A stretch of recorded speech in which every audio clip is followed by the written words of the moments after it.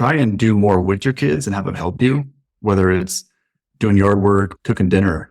They're eager to be with you and to pick up from you. And it's so much easier just to do yourself a lot of times. But having them make that omelet and drop the egg on the floor, it's a pain, but it's so worth it. And your kids love being with you. And I try and be more mindful to do that myself all the time. Are you a hardworking dad, juggling family responsibilities while dreaming of building wealth through real estate? Welcome to the Invested Fathers Podcast, where we explore how to balance investing and fatherhood. I'm your host, Kenny Johnson, founder of East West Capital. Over the past 5 years, I've been buying real estate to free up my time and secure my family's future. Now I'm here to help you do the same. Join me as we navigate the real estate world together, building wealth and strengthening our families. As my grandma always said, East West, home's best. Casey, welcome to the Invested Fathers. How are you today? Hey, good morning. Glad to be here. Casey Stratton, everybody. We are going to be talking about our kids, our families, Casey's business. So we're going to dive right in. Casey, let's start by just giving us a high overview of your business.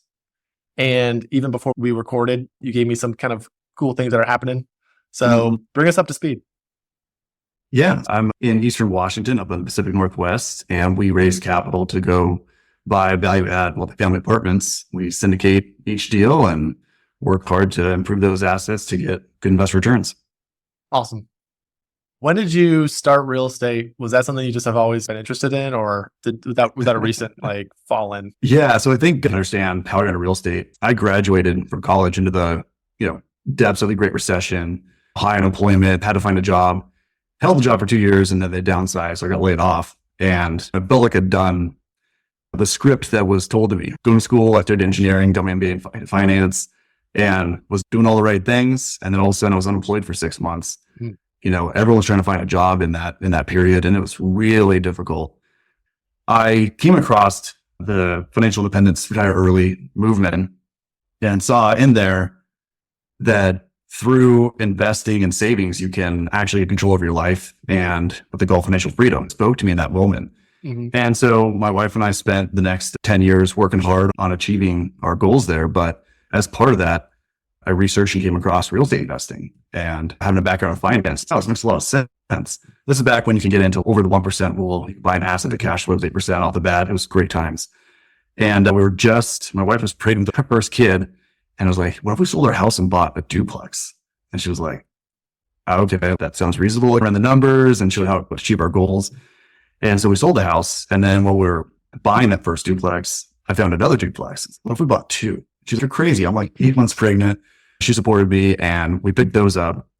And that was my first foray into small multifamily. At the same time, I left my corporate job to partner up with an entrepreneur in my community I actually knew from college. And he started a number of different ventures. But one of the things that we had was a little angel fund paired with a software development company. So we'd raise money into this fund, and we'd go and invest in startups and in entrepreneurs. And we would take that angel fund and we would fund the minimum viable prototype of their idea. So we'd be able to raise more capital on it. And so I was head of finance on this company, and it was my first introduction to actually raising money for a goal. And we did that for about 5-6 years. We ended up selling one of our software product companies to a company out of California who wanted to also purchase the development team. So we pretty much exited that. And I was like, what if I raised money for this real estate thing? With that entrepreneur, we also started buying up commercial properties in our downtown, some retail and office, because we wanted to invest in the community and have a cool place that was not run down. And so I developed a strategy to raise capital and go buy apartments, because I've been researching and that sounded like a really great idea. Little did I know that I was trying to recreate the wheel. There's already this perfect syndication model out there. So I had a lot of weirdness in it, and that's been developed over time into a more standard model. But yeah, for the past 5 years, I've been raising money to buy real estate. I've been a GP on about $200 million in total acquisitions, about 36 deals. And yeah, we're just having fun and growing. Dude, mind blown. That's awesome, Casey. I love the beginning of your story. I feel like that's such a transformation from where you started. And I totally resonate with the script and going to school. Tell me a little bit about, how did you meet this college buddy? And was he someone that you guys were just always like great friends? Or was that, seems like a match in Yeah. heaven in regards to he was your gateway into some of these deals? Yeah. No, he's an extremely sharp guy. He was 3 years older. So he was actually dating my sister's best friend. And I was a little brother hanging around and looking up to him and stuff. We kept in touch here and there because he knew I was in finance and he was an attorney. When we moved back to our hometown in Tri-Cities, Washington, we reconnected and shared similar goals about investing. And we're like, let's go partner up. Love it. No, I think that's something that I hope that our audience can pick up on, is sometimes these connections that you have, these buddies, acquaintances, sisters, friends, boyfriend, whatever, they can be so instrumental in your growth. And for us to just keep our head down and be like, I'll just figure this out, read some more books or YouTube some more. I really feel the strength of that story is like, you made some really key networks. You made some moves. You took some risks. Your wife is pregnant. You're doing this duplex thing and you're doing another duplex thing. Let's talk about your wife a little bit, because that just pairs in. She was supporting you through some of these big moves, kids on the way. Obviously, the show, we talk a lot about family. How has your relationship over sort of your evolution changed or gotten better, gotten worse, the highs and lows? So the relationship between you and your wife, obviously you went through this pretty dramatic evolution of careers, mindsets, risks. Kids are on the way, just saw them not too long ago. How has your relationship held strong over that 9-year window? Yeah, I guess go back. So my wife and I, we met in driver's ed, we were 15 and we started dating soon after that. So we've been together 22, 23 years or something. So we've obviously grown and changed a lot, but together during that period. Both of our parents were careerists. Both of our dads worked at the same company for most of their careers. So this whole concept of like entrepreneurship and investing was very foreign. I was probably naive enough to think it was a great idea and get into it and just figure it out on the way. But she always supported that. And I think we were lucky to have some good wins early on where I can say, see, this kind of works. A lot of people talk about trying to invest in alternative assets like real estate or something new. And you got to have both partners on board or else there's a lot of friction in the marriage, I think. So it's hard to say what recommendations to have on that, except maybe have common goals. If you guys at least have common goals and see how these strategies fit into it, it's a bit more structured than it's like, I want to go buy this apartment. Why? Yeah, I think communication is key. My wife, she's a stay-at-home mom, loves our kids, loves being a mom, loves taking care of the household. The key for us was I wasn't really around a lot with the job I had previously. So she saw the downsides of working a lot, even starting the show and pushing the message of how can we be around more, be present, obviously with our kids, but also with our wives. I would imagine the 6 months hiatus of not having a job, seeing you at one of your lows, and then seeing you get excited and some deals went well in the beginning helped her support those endeavors.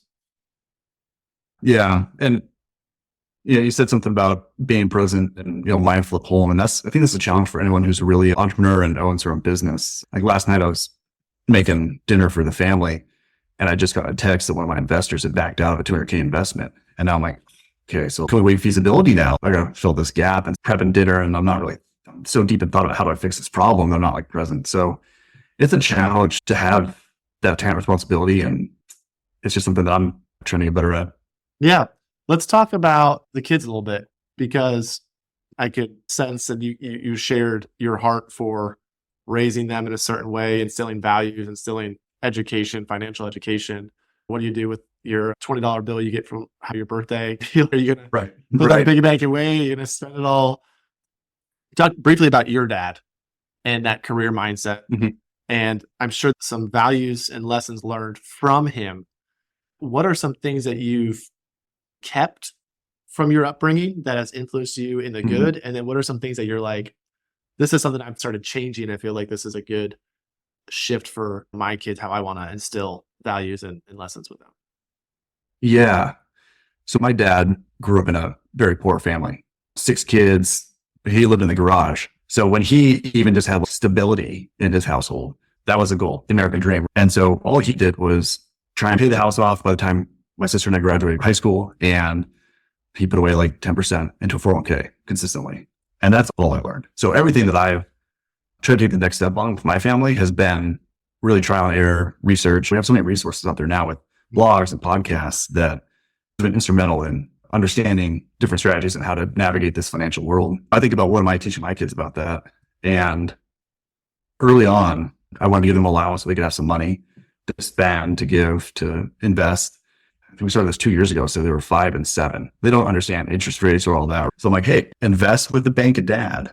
And I'll give you 25% interest. It'd be something enough where they kind of like, oh, okay. So I'd give them, here's $10, give it to me. And then I'll give you back 2.5 in a year. And I would juice it up so they got excited about it. But that was their first foray into it. And then just recently sat down and talked about, okay, so there's debt, there's the stocks and equities, there's real estate. And I just got blank looks as I'm talking about principal paid down. Way too much. I've been there. What I did do was for their birthdays, we opened up the piggyback on my Vanguard accounts and I gave them $200 each to go buy some stocks. And we're like, okay. And we talked about different sectors. This is Home Depot. They help us build houses. This is Exxon. They do energy. So they got that. We're watching stocks do this. And hopefully we have picked up there, but try to get them just introduced into the concept that money is not just for spending, but money can be leveraged to make more money. And that I think that concept is probably the most critical thing. We're just kind of having fun on maybe going too much down the rabbit hole and other stuff.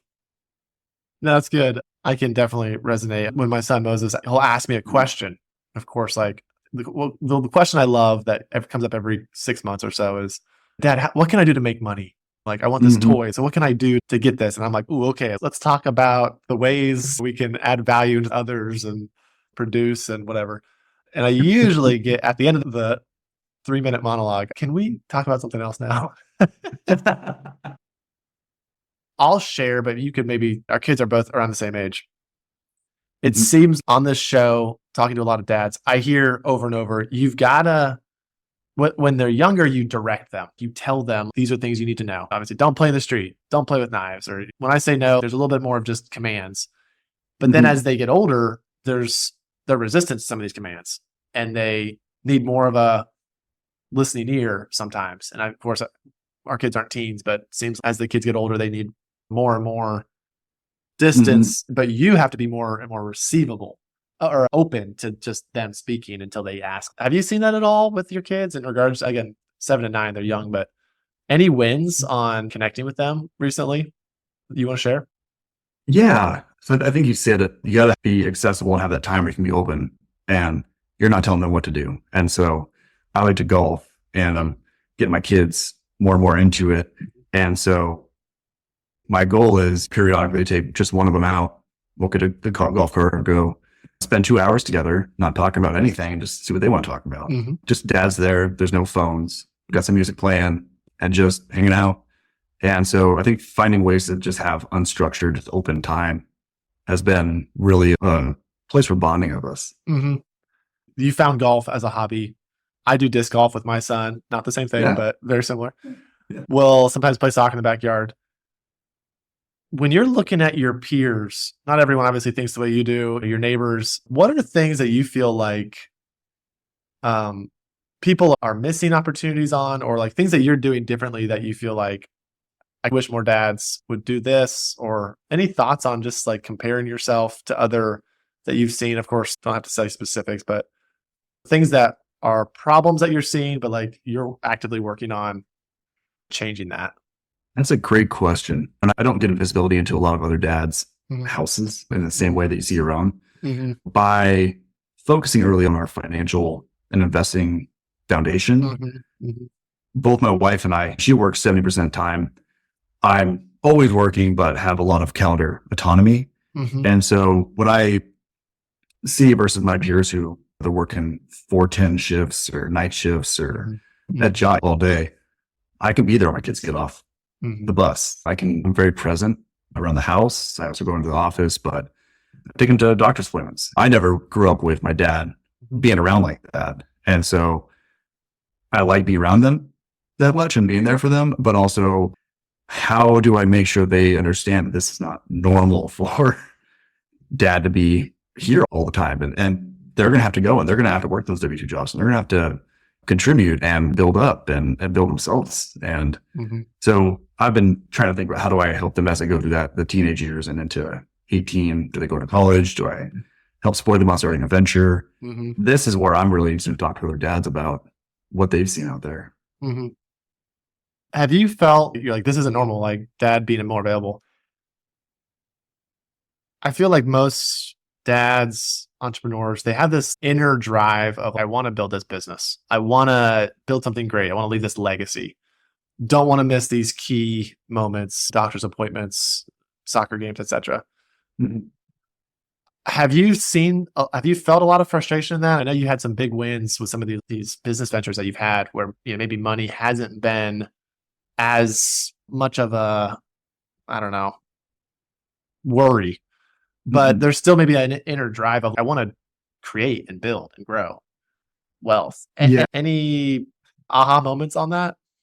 Yes. So last summer I was in the position where I had an exit and was trying to figure out what that next stage to be. And so my wife and I had a number of conversations. I was like, I think I just need like a 6-month sabbatical of golfing, skiing, buying some real estate, but I'm just going to chill out. It's been foot on the gas for the past 10 years. And that 6 months turned into more like 12 months. But I had some really good learnings during that time off. I'd always been running teams, hiring people, feeling very tied to the office and the pressure of growth. And so I wanted to rebuild the next way, maybe not having a large W-2 staff, maybe leaning more on partnerships to alleviate some of that pressure. But do I want to grow or just build and focus on our portfolio, or really try and go and syndicate and raise more money? And so one of the things that I saw was I could be very comfortable just golfing 3 times a week, but what are my kids going to see? Dad's not doing anything. And they're going to be seeing that in their formative period from 7 to 18, not knowing what happened before they were born or when they were babies. And so part of this inner drive, I want to see what I can create. I don't want to be 65 and looking back and like, yeah, I took my foot off the gas before 40. Like, that's lame. But I also wanted to make sure I'm setting an example of, you can go in, do these things. You can create, you can be creative. You can put your effort in and build something that you're proud of. And that's really where this next journey is taking us, is how do I take what I've learned over the past 10 years, but do the next phase smarter, more effective, or more aligned with my values about work-life balance or being there for my kids. It's been an interesting journey. Dude, that kind of hit me pretty good, actually. And I faced that. I think you put it in words really well there. They hadn't seen what you did before. They just see what they see. So you are portraying a message all the time. You're constantly giving this message. And I think what hurts me is I take naps sometimes, or I'm sometimes slow to get out of bed. And one of Moses' school projects, it was like, draw your family. Dad's on the couch sleeping. I'm like, no. That'll hit you deep. But that's a vulnerable moment for me. But my point is, like, they see and they make their own deductions. And I love that you said, hey, I love golf and I worked pedal down for this long and I really just need a break. But what are maybe some values that you're instilling unbeknownst to you that the kids are picking up on? Any other stories there? Yeah, one exactly came to mind. During my sabbatical, I think I was like 2 p.m. on a Wednesday, just chilling out. I think I got a hot tub and I came in and was watching some Netflix on the couch, and I see the bus go by. No, my kids are going to be home in a second, and I don't want them to walk in on a Wednesday afternoon and Dad's just on the couch watching TV. So like, turning off, jump into the office, and I'm working, right? And I'm like, okay, now I'm not even being authentic. Like, why don't we consider what we're actually trying to do here? No, that's awesome, man. Okay, this is something that's more just about you and hobbies. You've mentioned podcasting and stuff. What are some things that are just more about Casey Stratton, hobbies or books that you've read that, I don't know, have influenced some of your business, but also just some of your recreation? Oh, man. Yeah, I think about 10 years ago when I was really starting that journey of, okay, there's this red pill universe out here of financial independence. I was reading everything I could, and it was like motivation books, more just general context, or then the nuts and bolts how-to, right? And so out of those, early on, I think everyone talks about like the Rich Dad Poor Dad or the Mr. Money Mustache blogs. These things really showed that there's a pathway to go to building that general asset base. I don't generally read for recreation. No, I got this. I'm working on this one right now. So golf is not a game of perfect. Yeah. And that's been helping my golf game a bit. But yeah, it's more just read to try and get better. Dude, tell me, I feel like a lot of golf is one of those things that I'm not a golfer. I've been told you should pick up golf. That's where deals are made and it's fun.